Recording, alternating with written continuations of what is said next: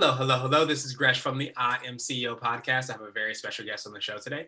I have Sean Caudry of Alchemy Leads. Sean, it's awesome to have you on the show.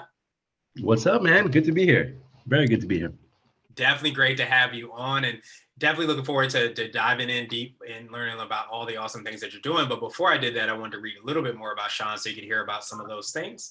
And Sean is a lifelong digital marketer who runs alchemyleads.com, a boutique search engine marketing agency based in Los Angeles, California. He's a big believer in the motto, people do business with people, not companies. Sean, are you ready to speak to the IMCO community? For sure. What's up? Happy Friday. Happy Friday. Let's do it then. So to kind of kick everything off, I wanted to rewind the clock a little bit, hear a little bit more on how you got started, what I call your CEO story. Gotcha. That's a great question. How I got started, I think it just depends where I want to pick the starting point, but I've been in sales a long time. Was lucky enough to, in college, I actually was lucky enough to drop out, believe it or not, and jumped right into a career that now is kind of still related to what I do. Always had a love for digital marketing. Really, I got obsessed with search engines. Like when I got exposed to SEO, I got obsessed with algorithms, how algorithms work, and like very obsessed. So I was sales, but I was also hovering over the marketing people. And then my complaint was like, hey, stick to sales. You're good at sales. And I was like, well, I could also write blogs too. I could also do this. I could also do that. And then I guess everything came crashing down within the same week. And I was like, you know what? There's nowhere to go but up. Let's just start this. Let's see, everyone was telling me like, hey, you'd be great at this. And I don't think I believed in myself, or, there are all these things like, you got family, you have all these things you don't want to risk. And then everything came crashing down and made the choice pretty easy. Like, all right, let's just go for this. That was back in 2017. And it's, a couple years later, it's probably the best decision I ever made. But part of it, wasn't necessarily all my decision. Some things just fell into place.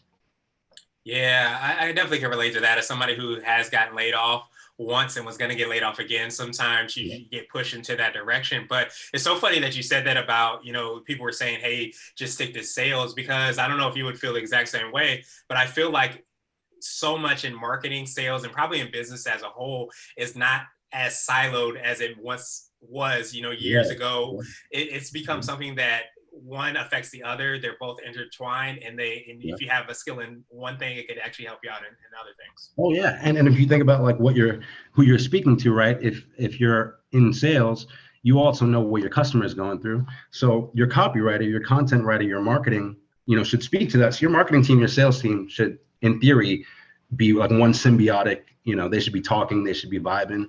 But some companies have more of a traditional model from back in the day, and I don't know if it works. The world is changing every 2 years. It's more than the past 50. So yeah, I think nowadays, especially, it's in my opinion, there's the generalist specialist talk, and in my opinion, if you can be a specialist in as many things as possible, you're kind of doing both, right? So it's like you could be good at a couple of things. So and I love that. And I think now as well, like if you look at the landscape, I think athletes are changing that. I think, there are people that, they're celebrities, but then they're presidents, and, so people can be more than one thing. That's what I think, and we have a bunch of talents, and sometimes we just don't use them. Yeah. I would definitely echo that as well. So it's so funny. I'm going through this book called Range, and it talks about how the world isn't necessarily owned by specialists, and the meaning of like what you were talking about. You specialize, but it's only because you've tried out different things, and maybe you specialize in multiple things. But a lot of times, especially in the world that we're not even sure what it might end up being, you have to be able to think, quote unquote, outside of the box to be able to solve those problems. So I feel like that echoes everything that you said and that you've been able to kind of do from an experience standpoint. I'm always looking for a good book. Can you give me more breakdown on that book?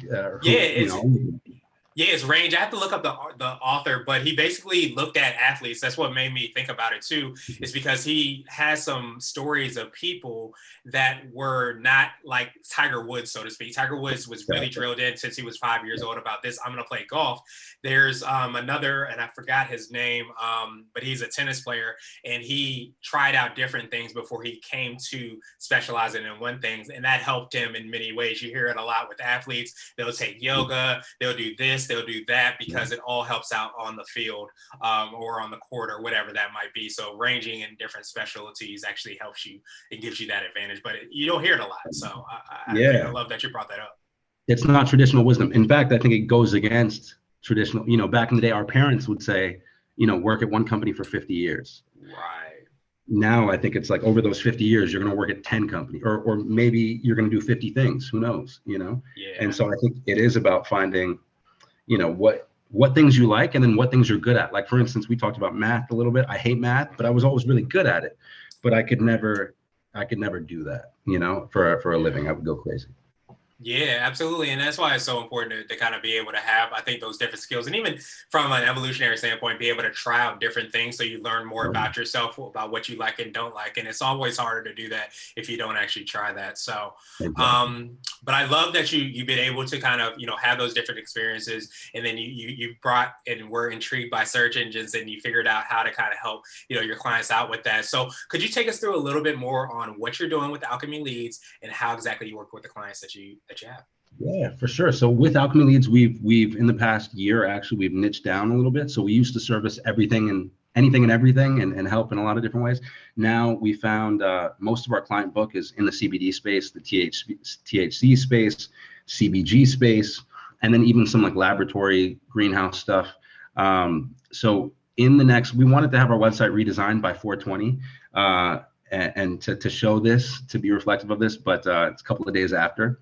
So that's where we are now. Where I work with the client is, I'm sort of the generalist, the strategy. So I speak with the client. I'm the project manager per se, and I sort of also direct things internally. And then we have specialists like copywriters and design and what have you. But I'm sort of orchestrating the show. And then we do have, a team, so we do have different folks doing different things all the time, but the main communication is kind of kept up with me. And, we're doing really well. I think our biggest thing that we pride ourselves on, or one of the biggest things, is relationships. So oftentimes we'll work with the client on one thing, and as we're getting to know each other, we're starting to realize like, oh, you have X, Y, and Z other problems. And we really try to get in, integrate, fix every problem we can, and we'd rather have less clients than more. So we really do value the relationship. We're not an agency that has a lot of these agencies. Their first 6 hires may be salespeople, or a sales office. Our first 6 hires are all fulfillment. So we're really making sure our product is our service is productized and a good service, but ultimately it's the relationship, it's the trust that's built, that they know we're always working. They could go run their business for 3 months. We're catching up with them. Like, hey, we need X, Y, and Z. We're not like a set it and forget it company. So we don't want 50 clients. We could do really well just having 20 clients year round. And we have a pretty good retention rate. I think because of that, a lot of agencies look at a year retention rate, and they'll give a breakdown. I can honestly say we have some clients that have been with us this whole time, which is 4 or 5 years, which is unheard of. In a lot of ways. So we try to be relationship based, just like the people do business with people, not companies. Yeah, it's so funny you're saying that, because I was definitely just recalling your motto, and I think that definitely rings true. I think so many times people want to go wide instead of going deep, and that's in so many different ways, especially with relationships. So I love that you have that at the forefront of being able to kind of make sure that you're going deep, and you're not just trying to figure out, okay, what are the SEO things, which are sure I'm at the forefront, but also like what might be other problems that they need to have solved, and you can be that kind of solution And it helps provider in us. many different ways. Exactly. Yeah, it helps us, It's because then crazy. it's like, okay, we know this type of client is going through X, Y, Z. So the next client that we have, it's like, hey, what about this? And then, with the experience on the first client, now we have somewhat of a process and a product to be able to alleviate that. So yeah, I think it's also like going back to the adaptation, learning, Mm-hmm. right? Like learning a lot of these companies that you work with, people that you work with, they have not similar problems. They all have different problems, but similar, it's a similar concept that if you figure it out once, you can sort of scale and repeat. Yeah, absolutely. I think if we really look at it, there's definitely like those foundational principles that many businesses, if not all businesses, could be able to use. So if we can start to be able to distill things down and create that understanding, then that'll allow us in our current standpoint, but also the people we might work with, the people we might know, or even our next ventures. So Absolutely appreciate that. And so I wanted to ask you now for what I call your secret sauce. And then this could be for yourself or your business or a combination of both. But what do you feel kind of sets you apart or makes you unique? All right, so I'm gonna curse here. If it's okay, I stopped giving a fuck at a certain point, and I think that's what makes us unique. So I think in this kind of current landscape that we're in, there's so many opinions and there are so many perspectives. Even family sometimes doesn't understand what you're doing because you're doing things. So I think being true to myself, being true to like the core beliefs. I tell people like, all the technicalities you can learn, but if you have guiding principles that take you in a certain way, like so for us, integrity, trust are really big. And then being blue collar is really big. Like, not being, not being complacent, not thinking we're the best, but always thinking like, oh, we got to put work in, loving practice. So those things are things that not only do I try to embody, but everyone on the team tries to embody. So everyone on the team has some of those principles already, whether they knew it or not.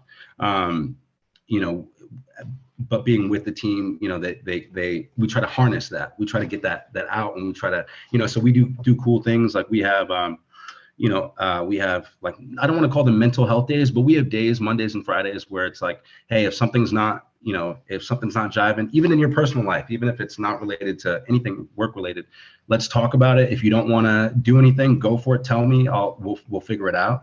If I can help, if we can help in some way, if we could all crowd fund and do something, or, whatever it takes. And so I think, just being true to yourself, being organic, because there is a lot of noise, right? And so folks might see an Instagram post, and the Instagram post has a guy with a Lamborghini, and they think like, oh, that's what I got to be. But I'm kind of anti that. I see people, I'm anti the image. I'm more, the people I know that are doing really well, they're driving 20-year-old cars. You know what I mean? And it's not about the money. It's about something bigger than that. So I think just having those guiding principles, that would all, it's not technical, but it's I think being true to myself, being true to ourselves, and then saying no as well. I think so. When you're being true to yourself, there are going to be situations where someone wants to do X or Y, but if you can really hone in on what you're trying to do, saying no is going to be critical. If a boatload of money comes your way and someone says, hey, do this and that, but throw your morals out the window, like, you're going to have to be able to say no. So, and we had a situation like that recently, so that's on the top of my mind. But I think that's like if everybody had that, where they could just stop listening to Twitter, stop listening to what your uncle is saying on Facebook, stop listening to some crazy stuff, and just do you. And then when you do you, if people, call you and they're like, hey, what was up with that post? Like, dude, why, who cares? I think that's something that is that's underrated. Yeah. It's definitely something that's rare as well too, and I love that you said that, because I think, as you said, it's just so noisy. And I often say this phrase, so many times, that if you run your own race, you can't lose. And I think so many times we get stuck into looking what somebody else is doing, like you mentioned, the Lambo or the house or the watch or whatever it might be. We see that, and somebody might want that, and they determine that they're gonna throw all their morals, potentially who they are, what they're about, their purpose, all those things aside to be able to achieve whatever that goal is. I think we lose sight of definitely who we are, but I think the world, the business world, the world as a whole, on an even deeper level, we lose sight of the values and the skills and the gifts that each of us have innately, individually, and as organizations. And it doesn't make the world a better place to do that. Yeah. And then it's also like you didn't start this for it. When you get into something, you have those guiding principles usually. Right. So it's you get away from of it. Exactly. So I think that's and to speak to noise, it's just so noisy, right? So everyone has an opinion. And so just like being able to say no to like a deal or a client or whatever, being able to say no to like these outside, keeping your blinders on, doing your thing, and being able to say no to the noise is also huge. Like I've recently, a secret win that I think I've had is I've almost completely cut out Facebook for my life, and I feel so much more productive, and I was never really big on the other social stuff. I have people who tell me like, you got to be on Twitter, you got to be doing this. And, and I'm not huge on it, but just like less is more, I think. And so, the less noise you have, the more you can kind of be in tune with what you really want. Yeah, that's absolutely huge. And as we were kind of talking about, instead of going wider, you're going deeper, and you're Yep. able to gives you more time, space, and energy to think, focus on other things. So I wanted to switch gears, and I was going to actually ask you for something I call a CEO hack, and you might have just given that to us, which can be Okay. like an app, a book, or a habit that you have, but it's something that makes you more effective and efficient. Is that ability to kind of, I guess, get rid of the noise, i.e., Facebook? Is that part of like what you would consider to be your hack? So that's a yeah. So that's a part. I think. Thank you, Gresh. You're setting me up. So that's a part for sure. And I think going back to like being adaptable and changing, right? I think uh, it's being self-reflective as well. So like for me, that Facebook hack was the first hack, right? But I have hacks every day that I try. Like, oh, you know what? Maybe I'll wake up 2 hours earlier and I'll go an hour on the gym. Like all these little things, and then you respond to how your body, or how you felt about it. So I think it's like constant self-reflection. I also think it's a big hack that I have is being open-minded, but to the right people, right? So like I say, like I listen, I don't listen. So like, I have all these people throwing advice at me, but who am I listening to, right?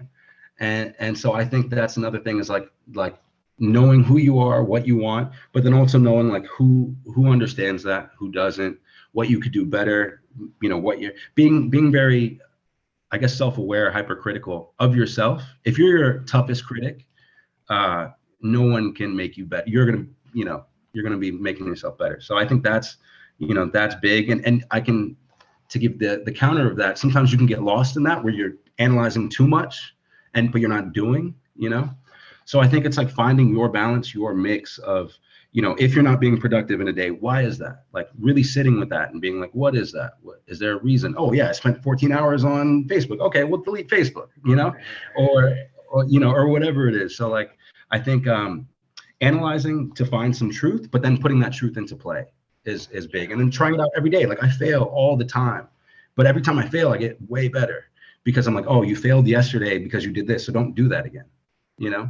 So it's just like learning from your past failures, I think, is a big hack. Like you learn more from the losses than the wins.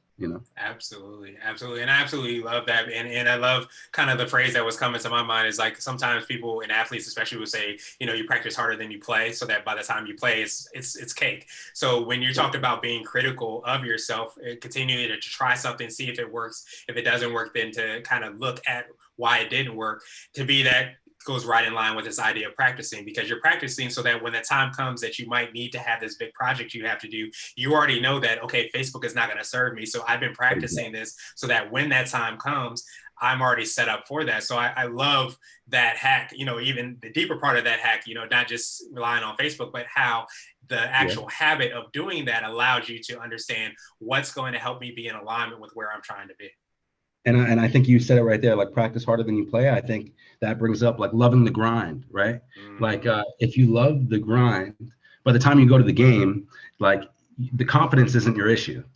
Right. The confidence, you have it in volumes, but you're going to be focused on like the little things, the tiny things. And a lot of times, when you look at like a rookie versus like a veteran, the veteran can go slow.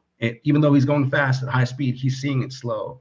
And it's those little things, those little adjustments. So I agree. I think love the grind, love the practice. And if you love the practice, the game is cake, Mm-hmm. it's because you're doing what you love, and then when you get the results, you get the acknowledgement, hey, you're the MVP, or hey, your team won. It's like, oh, I knew that on Monday, when I Mm-hmm. was practicing. So Yeah. yeah, it's like a validation. Exactly. And I love, you talking about that confidence piece because I think so many times we don't realize that confidence piece doesn't come because you just woke up and arrived. It comes from the 10,000 hours, doing yeah, the all the practice time. and the Yeah, grind, seeing yeah, the failures, making the adjustments, doing over and over and over and over again. That's really where that confidence comes from. So I love it. exactly, it's exactly, totally. Nice. So I wanted to ask you, you might have touched on this as well too, for what I call a CEO nugget. So this is more of a word of wisdom or piece of advice. It could be around SEO or business in general, but what's something you would either tell a client or if you hopped into a time machine, you might tell your younger business self? I got just 2 words: slow growth. I'm a big believer in slow growth. um, and I've seen this actually, the opposite of this, right? I've seen growing pains. I've seen hyper growth where it's like, oh my God, everyone's running around like a chicken with their head cut off. But I think in terms of sustainability, in terms of making something that really, really works, stands the test of time, I think slow growth is the best way. If you look at like how movements and different things take form, it's not usually a flash bang boom. It's usually like there was it was some bubbling and there was a little bit more, and over time it grows. And then I also think if you can have slow growth, it allows you to really like hone in on the different things you want. So if you're worried about profitability, you're worried about this, you're worried about that, you can make small adjustments and still keep growing. Whereas if you're in a hyper growth phase, which everybody seems to love, if you think about like the venture capital firms of the world, it's almost like, hey, once we buy in, like we want just inorganic growth at 60% or 40%. And that's great up for a couple of years until the next data breach or something bad happens to you. But I think slow growth is also where over time, that's where you build the trust. Over time. And then your product is also, evolving as you grow. So yeah, slow growth. And a big thing for any CEO, especially CEOs who are just starting, I think one of the things I hear a lot, or I used to hear a lot more, is like, slow down, take it easy, don't do so much, da da da. And I think part of the reason that's so good is because when you're going slow, you can see things, react to things, do things, but you're also building the momentum. The tidal wave is coming, So slow growth, focus on slow growth. I think there's too much, just like the Instagram post with the guy in the Lamborghini in the nice house. There's too much like, oh, they're doing that, so we need that.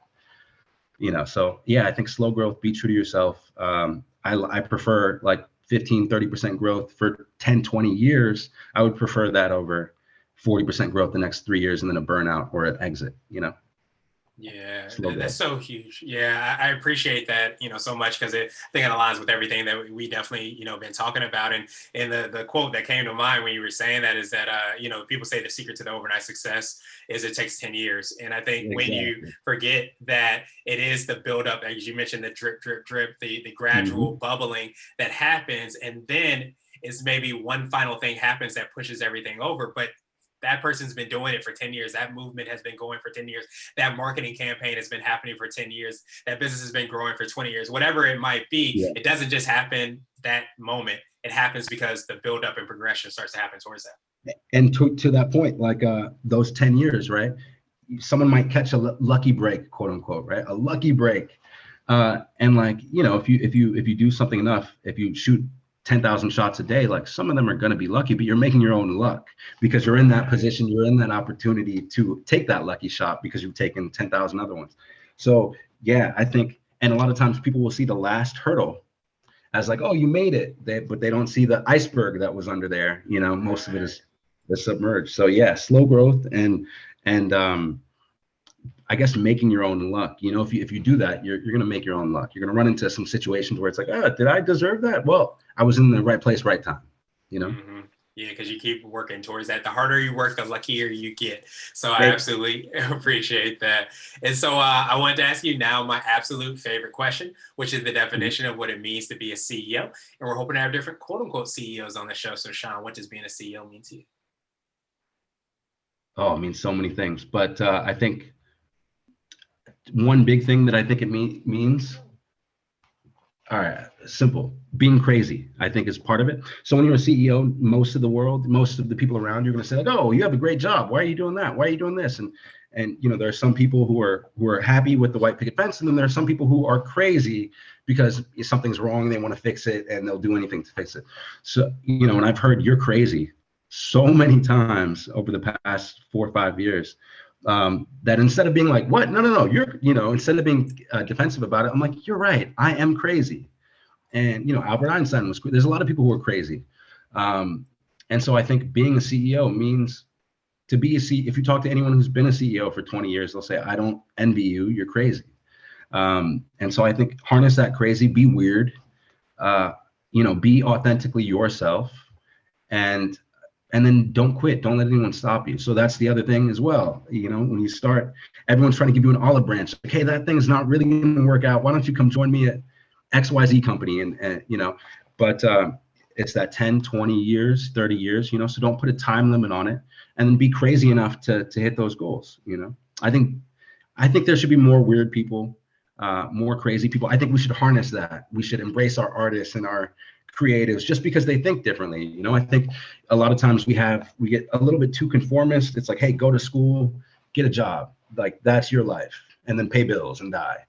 And so we got to get some crazy people who see some more meaning, or who want to make something, more meaningful, have a purpose. So yeah, be crazy, be weird, and then don't quit. I absolutely love that and appreciate that, Sean. And I love that you put the air quotes over crazy, just in case you're not watching the video, because it's so important to kind of understand that there's once a time where everything we're using and doing, talking via Zoom, was a It's crazy crazy. idea. We Crazy don't get to idea. say, Would never yeah, happen. yeah, Would yeah. never We wish, happen. yeah, Exactly. So that person was laughed off for coming up into the boardroom with that idea. But it's those people that have a different way of looking at things that lean into that, that really change the world. And I think if you can, if you haven't ever heard of the big different commercial with Steve Jobs, that harkens to all of those things. Martin Luther King, so many people that thought about things in a different way, saw the world in a different way, and decided to lean into that, which is why we experience some of the things we do today. So, Sean, truly appreciate that definition. And I appreciate yeah. your time as well, too. What I want to do is just pass you the mic, so to speak, just to see if there's anything additional you can let our readers and listeners know. And of course, how best they can get a hold of you and find out about all the awesome things you and your team are working on. Yeah. So thank you again for having me. The readers and listeners, I think all I would leave them with is just to do them. Whatever they're thinking is probably the right path. You said it best: run your own race, and you can't lose. I think just keep going, keep going. If you want to get in touch with me, you can get in touch via email, Sean@Alchemy Leads. You can always call us, and get in touch. We love taking on CBD projects and interesting projects. So now we're focused more on like doing it for cool reasons, not necessarily, just to keep things moving. And yeah, man, it's been a pleasure being here, and maybe we can chat again. I love being here. Yeah, absolutely. We'll definitely have to have you on in different ways and co-collaborate and create. And we will have the links and information in the show notes for sure. But I appreciate, everything that you reminded us of and everything that you stand for about, being able to kind of take care of self, but also make sure that you are staying true to self, which I think so many times we forget. And when we lean into that, we lean into who we are, our purpose, our gifts, and all of those things. The world becomes a really phenomenal place. So thank you so much for that, Sean. And I hope you have a great rest of the day. Thank you, Gresh.